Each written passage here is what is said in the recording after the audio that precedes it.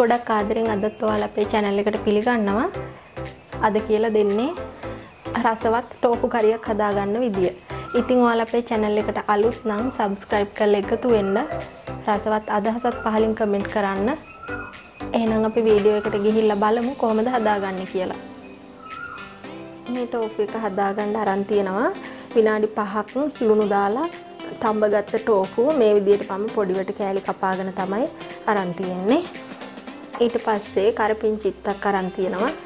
කොච්චි කරල් 4-5ක් අරන් තියෙනවා දෙකට කපාගෙන. ඊට පස්සේ කුරුඳු කෑල්ලක් තක්කාලි ගෙඩියකුත් පොඩිවට කපාගෙන තියෙනවා. ඉඟුරු සුදු ලුණුත් පොඩිවට කපාගෙන තියෙනවා. ලොකු ලුණු ගෙඩියක් අරන් තියෙනවා. කහ කුඩු, ගම්මිරිස් කුඩු, බෙදපු 3-5 කුඩු, ලුණු කුඩු, මිරිස් කුඩු, පොල් තෙල් චුට්ටක් එක්ක වතුර ඕන වෙනවා අපට. ඒ ටික තමයි ඕන වෙන්නේ. ඊට පස්සේ මුලින්ම අපි භාජනයක් මේ විදිහට ලිපේ තියලා තෙල් ටිකක් එකතු කරගමු. ඔය විදිහට තෙල් එක රත් වීගෙන එනකොට අපි ඉඟුරු සුදු ලුණු ටික එකතු කරගන්න ඕනේ.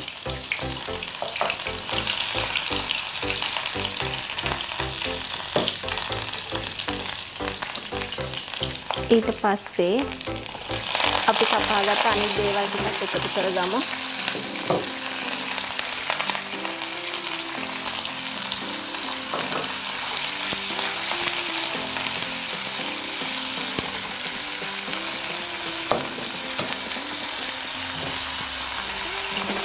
දැන් අපි මිරිස් කුඩු මම මිරිස් කුඩු හැඳි දෙකක් එකතු කරගත්තා. බෙදපු 3-5 කුඩු මම බෙදපු 3-5 කුඩුත් හැඳි 1.5ක් විතර එකතු කරා.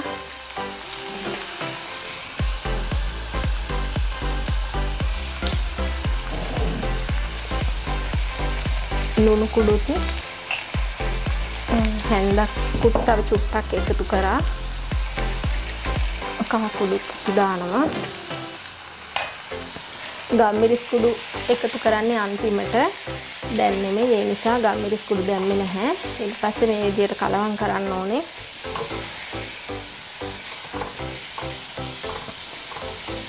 කලවම් කරලා මේ විදිහට අපේ ටෝෆු ටිකත් එකතු කරගමු.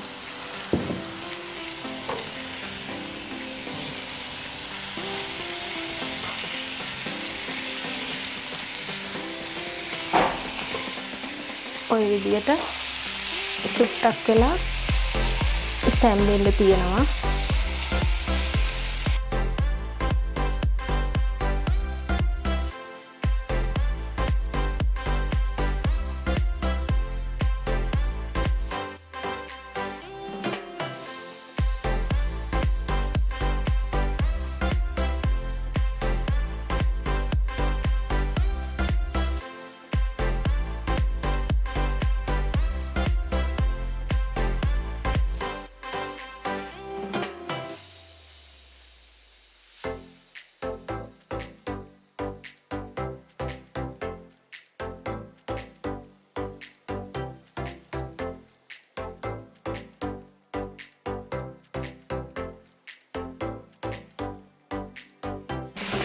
දැන් අපි වතුර එකතු කරගමු. වතුර ගොඩක් එකතු කරන්නේ නැහැ.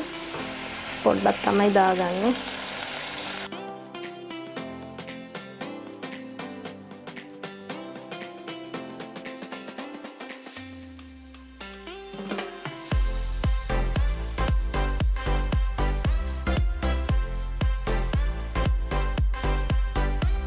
අපි දැන් විනාඩි 2ක් විතර මේ විදිහට අඩු ගින්දරේ වහලා උයාගමු. ඔන්න විනාඩි 2කට පස්සේ ඇරලා බලන්නේ.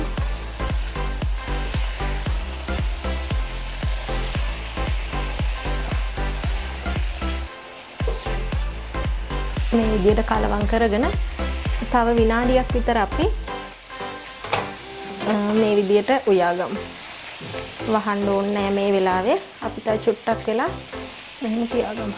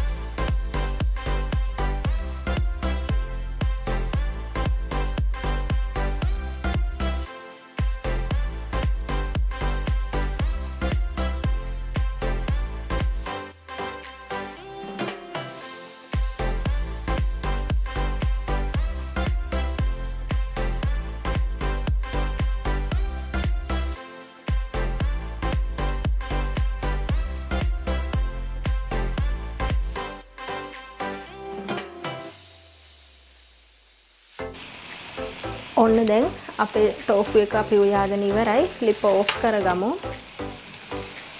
ලිප ඕෆ් කරගෙන ගම්මිරිස් කුඩු චුට්ටක් අපි උඩින් ඉහගමු.